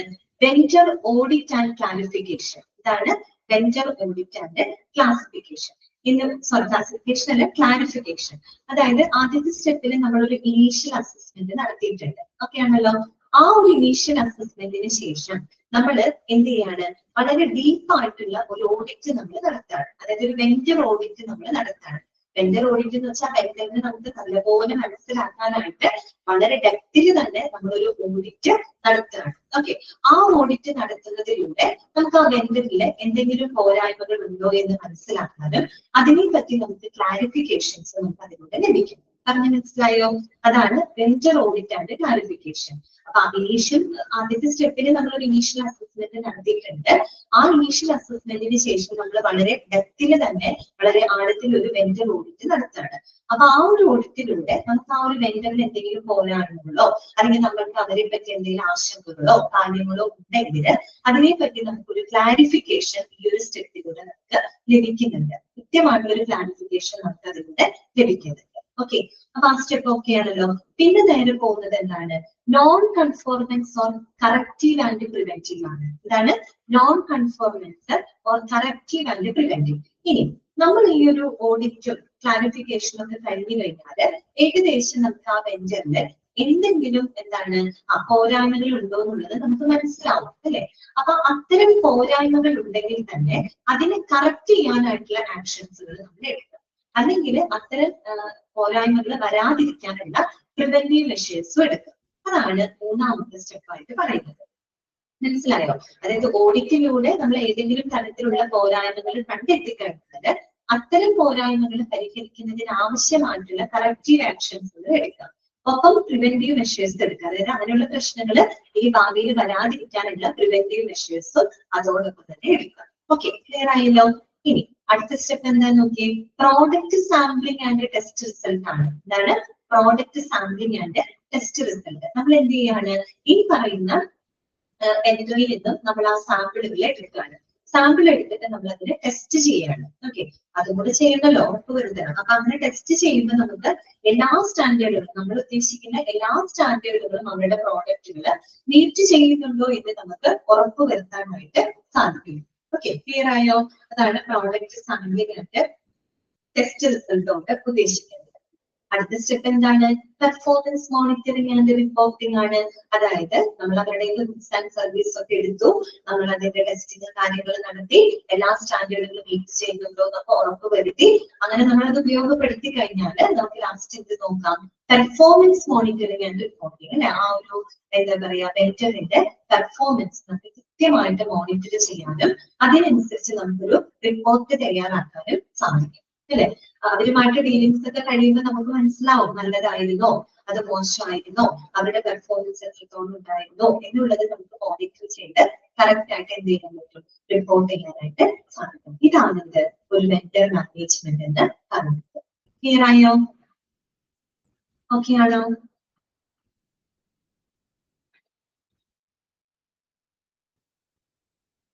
നെക്സ്റ്റ് വരുന്നത് അടുത്തതാണ് there are basically vendor evaluation ആണ് പഠിക്കാൻ. അപ്പൊ നമ്മള് വെൻഡർ സെലക്ഷൻ പ്രോസസ് മനസ്സിലാക്കി, ഓക്കെ, വെൻഡർ മാനേജ്മെന്റ് മനസ്സിലാക്കി. ഇനി നമുക്ക് എന്ത് പഠിക്കണം? Vendor evaluation. ഇനി എങ്ങനെയാണ് നമ്മൾ ഒരു വെൻഡറിനെ ഇവാലുവേറ്റ് ചെയ്യുന്നത്? Okay, vendor evaluation. Vendor management മനസ്സിലായിട്ടുണ്ട്, ഇനി വെൻഡർ ഇവാലുവേഷൻ ആണ് കേട്ടോ. ഓക്കെ, വെൻഡർ ഇവാലുവേഷനിൽ പറയുന്നത് there are basically 3 different types of vendor evaluation. പ്രധാനമായിട്ടും 3 ടൈപ്പ് ഓഫ് വെൻഡർ ഇവാലുവേഷൻ ആണ് അവിടെ ഉള്ളത്. ആ 3 ടൈപ്പ് നോക്കി വെക്കാം. ഏതൊക്കെയാണ്? Informal use of record, after the fact evaluation, before the fact designed. ശരിക്കും പറഞ്ഞാൽ ഇൻഫോർമൽ യൂസ് ഓഫ് റെക്കോർഡ് എന്ന് വെച്ചാൽ informal evaluation, that means casual evaluation. രണ്ടാമത്തത് after the fact evaluation, that means after evaluation. Then before the fact designed, അതായത് before the evaluation. Simple ആണ്, simple ആയിട്ട് അത് പറഞ്ഞു തരാം, എന്നിട്ട് വായിക്കാം. ഇൻഫോർമൽ എന്ന് പറഞ്ഞാൽ എന്തായിരിക്കും? കാഷ്വൽ ഇവാലുവേഷൻ ആണ്. അതായത് നമ്മൾ നോർമൽ രീതിയിൽ തന്നെ ആ വെൻഡറുമായിട്ട് നമ്മൾ ആ ഒരു എന്താ പറയാ പ്രവർത്തനത്തിൽ അവരുമായിട്ടുള്ള ആ ഒരു പ്രവർത്തനത്തിൽ ഏർപ്പെടുന്ന സമയത്ത് നമ്മൾ അവരെ കണ്ടിന്യൂസ് ആയിട്ട് മോണിറ്റർ ചെയ്യുക കേട്ടോ. അതായത് കാഷ്വൽ അഥവാ ongoing assistant of the vendor performance ആണ് കേട്ടോ. ഓൺഗോയിങ് എന്ന് വെച്ച് കഴിഞ്ഞാൽ വെൻഡർ വരുന്നു, ആ വെൻഡറുമായിട്ട് നമ്മൾ ഇടപെടുന്ന സമയത്ത് അതോടൊപ്പം തന്നെ നമ്മൾ അവരുടെ പെർഫോമൻസിനെ എന്ത് ചെയ്യാണ്? ഇവാലുവേറ്റ് ചെയ്യണം. കാഷ്വൽ ആയിട്ടുള്ള രീതിയിൽ. ഓക്കെ, അത്രയേ ഉള്ളൂ. ഒരു കാഷ്വൽ അഥവാ ഒരു ഓൺഗോയിങ് അസസ്മെന്റ് ആയിട്ടാണ് അസസ്മെന്റ് ഓഫ് വെൻഡർ പെർഫോമൻസ് ആണ്. ദാറ്റ് മീൻസ് ഒരു continuous assessment of vendor performance. അതാണ് ഇത് ഇൻഫോർമൽ ഇവാലുവേഷൻ അഥവാ ഇൻഫോർമൽ യൂസ് ഓഫ് റെക്കോർഡ് എന്ന് പറയുന്നത്. ഓക്കെ, അടുത്തത് എന്താണ്? After the fact evaluation. After the fact evaluation എന്ന് പറഞ്ഞാൽ എന്താണ്? നമ്മൾ ആ ഒരു വെൻഡറുമായിട്ടുള്ള ആ ഒരു കരാറൊക്കെ കഴിഞ്ഞതിന് ശേഷം നമ്മൾ അവർ ഇവാലുവേറ്റ് ചെയ്യുന്നതിനെയാണ് ആഫ്റ്റർ ഇവാലുവേഷൻ എന്ന് പറയുന്നത്. മനസ്സിലായോ? അതായത് കാര്യങ്ങളൊക്കെ ചെയ്ത് കഴിഞ്ഞു, നമ്മൾ അവരുടെ ഗുഡ്സ് ആൻഡ് സർവീസുകളൊക്കെ നമ്മൾ കൈപ്പറ്റി, എല്ലാം കഴിഞ്ഞതിന് ശേഷം, പ്രോജക്ട് അവസാനിച്ചതിന് ശേഷം നമ്മൾ എന്ത് ചെയ്യാണ്? ആ വെൻഡറിനെ ഇവാലുവേറ്റ് ചെയ്യാണ്. അതാണ് എന്ത്? ആഫ്റ്റർ ദ ഫാക്ട് ഇവാലുവേഷൻ എന്ന് പറയുന്നത്. Okay, before the fact evaluation അഥവാ ബിഫോർ ദ ഫാക്ട് ഡിസൈൻഡ് എന്ന് പറഞ്ഞാൽ എന്താണെന്ന് അറിയാമോ? അവിടെ ഒരു പ്ലാനഡ് അസസ്മെന്റ് ആണ്. അത് ബിഫോർ എന്താണ്? Before selecting A vendor or project. നമ്മളൊരു വെൻഡറിനെ സെലക്ട് ചെയ്യുന്നതിന് മുമ്പോ അല്ലെങ്കിൽ ആ ഒരു പ്രോജക്ട് തുടങ്ങുന്നതിന് മുൻപായിട്ട് തന്നെ നമ്മൾ ഒരു പ്ലാനഡ് അസസ്മെന്റ് തയ്യാറാക്കി വെക്കുകയാണ്. ഓക്കെ, ഇവാലുവേറ്റ് ചെയ്യാനായിട്ട് ഒരു അസസ്മെന്റ് നമ്മൾ പ്ലാൻ ചെയ്ത് വെക്കുകയാണ്. അതിനെയാണ് നമ്മൾ ബിഫോർ ദ ഫാക്ട് ഇവാലുവേഷൻ എന്ന് പറയുന്നത്. അപ്പൊ 3 ടൈപ്പ് ഇവാലുവേഷൻ മനസ്സിലായോ? ഒന്ന് നമ്മൾ എന്താണ്? Ongoing assessment of the vendors performance. വെൻഡറിന്റെ പെർഫോമൻസ് നമ്മൾ കണ്ടിന്യൂസ് ആയിട്ട് അസസ് ചെയ്തുകൊണ്ടിരിക്കുന്നത്. അതാണ് ഇത് ഇൻഫോർമൽ, ദാറ്റ് മീൻസ് കാഷ്വൽ ആയിട്ടുള്ള അസസ്മെന്റ് ആണ്. ആഫ്റ്റർ ദ ഫാക്ട് ഇവാലുവേഷൻ എന്ന് പറഞ്ഞാൽ നമ്മൾ ആ വെൻഡറുമായിട്ടുള്ള പ്രോജക്റ്റ് ഒക്കെ കംപ്ലീറ്റ് ചെയ്തതിനു ശേഷം നമ്മൾ അവരുടെ പെർഫോമൻസ് ഇവാലുവേറ്റ് ചെയ്യുന്നു. That is after evaluation. Before fact decided എന്ന് പറഞ്ഞാൽ നമ്മൾ ആ വെൻഡറിനെ സെലക്ട് ചെയ്യുന്നതിന് മുമ്പോ അല്ലെങ്കിൽ ആ പ്രോജക്ട് തുടങ്ങുന്നതിനോ മുൻപായിട്ട് തന്നെ നമ്മൾ ഒരു അസസ്മെന്റ് കൃത്യമായിട്ട് പ്ലാൻ ചെയ്ത് വെക്കുകയാണ്. ഇങ്ങനെ തന്നെ അതിന് മുമ്പേ തന്നെ നമ്മൾ ചെയ്തു വെക്കുകയാണ്. ഓക്കെ, അതാണ് എന്ത്? ബിഫോർ ദ ഫാക്ട് ഡിസൈഡഡ് അഥവാ ബിഫോർ ദ ഫാക്ട് ഇവാലുവേഷൻ എന്ന് പറയുന്നത്. അത്രയേ ഉള്ളൂ സംഭവം. ഓക്കെ, ഇനി നമുക്ക് ജസ്റ്റ് അതൊന്ന് വായിക്കാം. വായിക്കാം.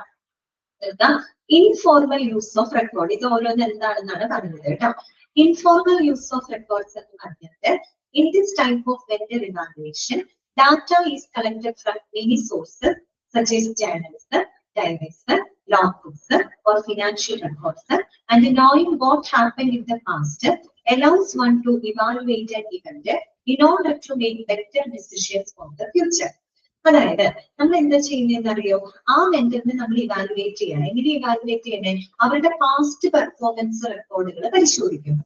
ഓക്കെ, നമ്മൾ എവിടെയോ പറഞ്ഞു വെണ്ടർ സെലക്ഷൻ പ്രോസസിന്റെ ഏതൊരു ഭാഗത്ത് നമ്മൾ പറഞ്ഞു, സെലക്ഷൻ ക്രൈറ്റീരിയയിൽ നമ്മൾ പറഞ്ഞു പാസ്റ്റ് പെർഫോമൻസ് റെക്കോർഡുകൾ പരിശോധിക്കുക.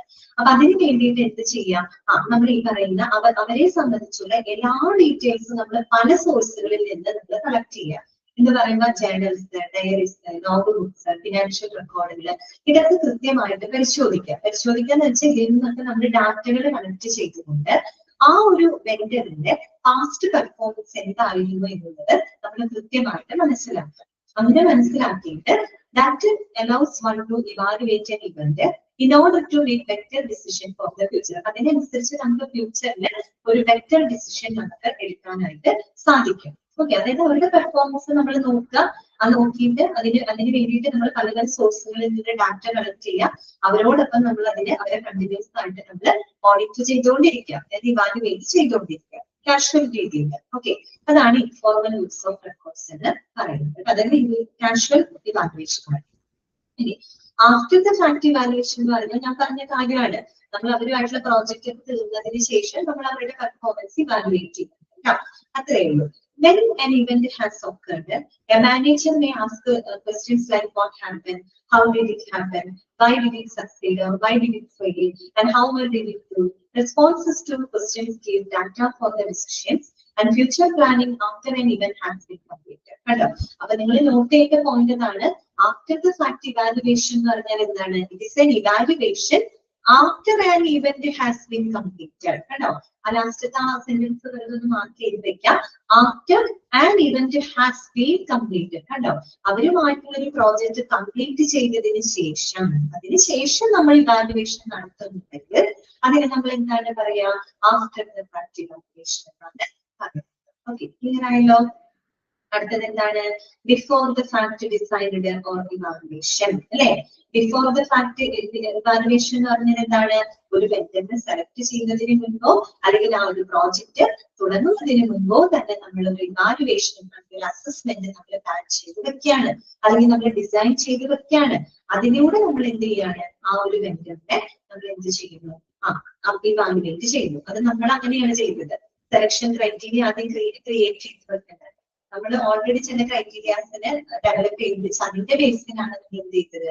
വെണ്ടറിനെ നമ്മൾ അസസ് ചെയ്തു. ഓക്കെ, അപ്പൊ നോക്കാം, വായിക്കാൻ നമുക്ക്. In this type of evaluation the evaluator plans and starts gathering data early in the history of the project. കണ്ടോ, ആ ഒരു പ്രോജക്ട് തുടങ്ങുന്നതിന് മുന്നേ തന്നെ നമ്മൾ എന്ത് ചെയ്യാണ്? ഒരു അസസ്മെന്റ് പ്ലാൻ ചെയ്ത് വെക്കുന്നത്. ഇവാലുവേഷൻ വെണ്ടർ കേപ്പബിലിറ്റീസ് ആണ് എക്സാമ്പിൾ ആണ് കേട്ടോ. ഇവാലുവേഷൻ വെണ്ടർ കേപ്പബിലിറ്റീസ് ആണ് എക്സാമ്പിൾ ആണ്. നമ്മൾ വെണ്ടറിന്റെ കേപ്പബിലിറ്റീസ് നമ്മൾ ഇവാലുവേറ്റ് ചെയ്യുന്നത് അതിന്റെ ബേസിലാണ്. നമ്മൾ മുൻകൂട്ടി ചില സെലക്ഷൻ ക്രൈറ്റീരിയാസ് തയ്യാറാക്കി വെച്ചിട്ടുണ്ട്. അതിന്റെ ബേസിലല്ലേ നമ്മൾ വെണ്ടറിനെ കണ്ട് ഇവാലുവേറ്റ് ചെയ്യുന്നത്. അതൊരു എക്സാമ്പിൾ ആയിട്ടാണ് അവിടെ പറയുന്നത് കേട്ടോ. ഓക്കെ, ഇനി നമുക്ക് ഒരാളുടെ ഡെഫിനേഷൻ അവിടെ പഠിക്കാനായിട്ടുണ്ട്. ജസ്റ്റ് നമുക്ക് നോക്കാം. According to Frank Kaplan, the vendor surveys and capability determination is an important task to the purchaser's organization to determine in advance the capability of the vendor to produce quality products or schedule. അത് important ആണ് കേട്ടോ. Frank കാപ്ലൻ എന്ന് പറയുന്നത് ഒരു lawyer ആണ് കേട്ടോ. നമ്മൾ ഈ പറയുന്ന ബിസിനസ് ഡിസ്പ്യൂട്ടുകളൊക്കെ കൈകാര്യം ചെയ്യുന്ന വളരെ ഒരു സീനിയർ ആയിട്ടുള്ള ഒരു ലോയർ ആണ് അദ്ദേഹം കേട്ടോ. അപ്പൊ അദ്ദേഹം പറഞ്ഞൊരു കാര്യമാണ്, അദ്ദേഹത്തിന്റെ അഭിപ്രായത്തില് ഫ്രാങ്ക് കാപ്ലൻ പറയുന്നത് എന്താന്ന് വെച്ചാല് the vendor surveys and capability determination is an important task to the purchaser's organization. അതായത് ഇപ്പൊ നമ്മള് ബയ്യറാണ്, നമ്മുടെ ഓർഗനൈസേഷൻ നമ്മൾ ബയ്യറാണെന്ന് വിചാരിക്കാം. അപ്പൊ നമ്മള് ഈ പറയുന്ന വെണ്ടർ സർവേകളും വെണ്ടറിന്റെ കേപ്പബിലിറ്റി ഒക്കെ നമ്മള് മുൻകൂട്ടി തന്നെ നിർണ്ണയിക്കേണ്ടത് അത്യാവശ്യമാണ്. അതൊരു ഫ്രാങ്ക് ക്യാപ്റ്റൻ പറഞ്ഞൊരു കാര്യമാണ്. ഇപ്പൊ നമ്മളൊരു വെണ്ടറിനെ എന്താണ് ഓടിപ്പോയി സെലക്ട് ചെയ്യരുത്. അതിന് നമ്മൾ എന്ത് ചെയ്യണം, നമ്മുടെ ഓർഗനൈസേഷൻ മുൻകൂട്ടി തന്നെ വെണ്ടർ സർവേകൾ നടത്തണം. ആ ഒരു വെണ്ടറിന്റെ കേപ്പബിലിറ്റി ഒക്കെ കൃത്യമായിട്ട് നമ്മൾ എന്ത് ചെയ്യണം, മനസ്സിലാക്കണം. അതിനുശേഷം മാത്രമേ നമ്മൾ അവരുമായിട്ട് ഒരു എന്താ പറയുക പർച്ചേസിംഗ് കോൺട്രാക്റ്റിൽ ഏർപ്പെടാനായിട്ട് പാടുള്ളൂ. ഓക്കെ, അതാണ് അവർ പറഞ്ഞത്. കാര്യം എന്താന്ന് വെച്ചാൽ നമ്മുടെ ആവശ്യങ്ങൾ നമുക്കൊരു ക്വാളിറ്റി പ്രോഡക്റ്റ് തരാനായിട്ട് അവർ കേപ്പബിൾ ആണോ എന്നുള്ളത് നമ്മൾ ഉറപ്പുവരുത്തണം. അതിന് വേണ്ടിയിട്ട് നമ്മൾ പല വെണ്ടർ സർവേകളൊക്കെ കണ്ടക്ട് ചെയ്യേണ്ടതായിട്ട് വരും കേട്ടോ. അതൊക്കെ വളരെ ഇമ്പോർട്ടന്റ് ആയിട്ടുള്ള ഒരു കാര്യമാണ്. അതോടൊപ്പം തന്നെ efficient companies hold their suppliers and vendors consider them as a partners to assist in their business. ഒരു നല്ല കമ്പനികൾ, വളരെ എഫിഷ്യന്റ് ആയിട്ട് പ്രവർത്തിക്കുന്ന കമ്പനികൾ തീർച്ചയായിട്ടും അവരുടെ സപ്ലയേഴ്സ് മീൻസ് അവരുടെ വെൻഡേഴ്സിനെ എല്ലാ കാലത്തും അവർ എന്ത് ചെയ്യുന്നുണ്ട്, അവരുടെ കമ്പനിയിൽ നിലനിർത്തും. അല്ലെ, നല്ല വെൻഡർ ഇപ്പൊ നന്നായിട്ട് പ്രവർത്തിക്കുന്ന ഒരു കമ്പനി എന്ന് പറഞ്ഞാല് അവർക്ക് നല്ല വെൻഡേഴ്സ് ആയിരിക്കും ഉണ്ടായിരിക്കാം. അപ്പൊ അങ്ങനെയുള്ള വെൻഡേഴ്സിനെ അവർ എല്ലാ കാലത്തും അവരുടെ ബിസിനസിന്റെ ഭാഗമായിട്ട് അവർ നിലനിർത്തും. ഓക്കെ, പിന്നെ മാത്രമല്ല it is viewed as A mutually beneficial partnership.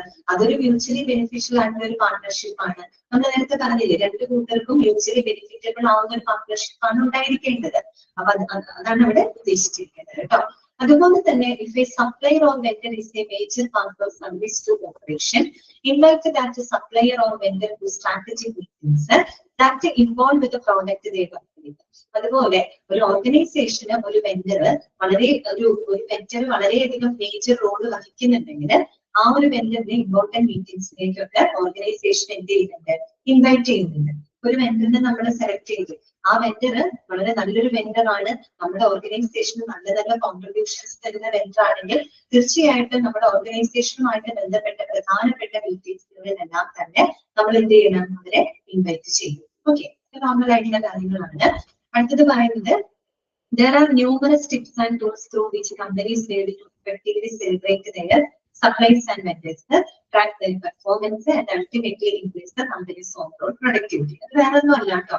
അതായത് ഒരു ഓർഗനൈസേഷൻ എന്ന് പറയുന്നത് ഒരു വെൻഡേഴ്സ്, അതായത് സപ്ലയേഴ്സിനെയൊക്കെ അവര് എന്ത് ചെയ്യും, അപ്രീഷിയേറ്റ് ചെയ്യും. നല്ല നല്ല കോൺട്രിബ്യൂഷൻസ് ഒക്കെ തരുന്ന വെൻഡേഴ്സ് ആണെങ്കിൽ തീർച്ചയായിട്ടും അവരെ റെക്കഗ്നൈസ് ചെയ്യും. അല്ല, അവർക്കൊരു റെക്കഗ്നീഷൻ കൊടുക്കും, ഒരു അംഗീകാരം കൊടുക്കും, അവരെ അപ്രീസ് ചെയ്യും, അല്ല അവരെ അപ്രീഷിയേറ്റ് ചെയ്യും. അതുപോലെ തന്നെ ട്രാക്ക് ദെയർ പെർഫോമൻസ്, അവരുടെ പെർഫോമൻസിനെ കൃത്യമായിട്ട് ട്രാക്ക് ചെയ്യും. And ultimately increase companies overall productivity. അപ്പൊ അതിലൂടെ നമുക്ക് കമ്പനിയുടെ ഓവറോൾ ആയിട്ടുള്ള ഉത്പാദനക്ഷമത തന്നെ വർദ്ധിപ്പിക്കാനായിട്ട് സാധിക്കും. ഓക്കെ, ഇത്രയേ ഉള്ളൂ കേട്ടോ. ബാക്കിയുള്ളത് നമുക്ക് നെക്സ്റ്റ് ക്ലാസ്സിൽ എടുക്കണം കേട്ടോ. ഞാൻ അൺമ്യൂട്ട് ചെയ്യാണ്. അതായത് ക്ലാസ്സിൽ നിങ്ങൾക്ക് എന്തെങ്കിലും ഡൗട്ടുകൾ ഉണ്ടെങ്കിൽ ചോദിക്കാം കേട്ടോ. കുറച്ച് ഡ്രൈ ആയിട്ടുള്ള ഭാഗങ്ങളാണ് കേട്ടോ. ഈ ചാപ്റ്ററിന്റെ തുടക്കമൊക്കെ ഭയങ്കര കുറച്ച് ബുദ്ധിമുട്ടാണ്. പിന്നെ പർച്ചേസ് ഓർഡർ ഒക്കെ വരുന്ന കുറച്ച് ഭാഗങ്ങളുണ്ട്. പിന്നെ നമുക്ക് ഈസി ആയിട്ട് പോകാൻ പറ്റുമെന്ന് വിചാരിക്കുന്നത്. കാര്യം നമ്മൾ ഡിപ്ലോമയിൽ കുറച്ച് പഠിച്ചിട്ടുണ്ടല്ലോ പർച്ചേസ് ഓർഡറിനെ പറ്റിയിട്ട്. അപ്പൊ അവിടെയൊക്കെ നമുക്ക് കുറച്ചുകൂടെ ഫാസ്റ്റ് ആയിട്ട് പോകാൻ പറ്റും. ഈ ഭാഗങ്ങൾക്ക് കുറച്ച് ബുദ്ധിമുട്ടാണ് കേട്ടോ.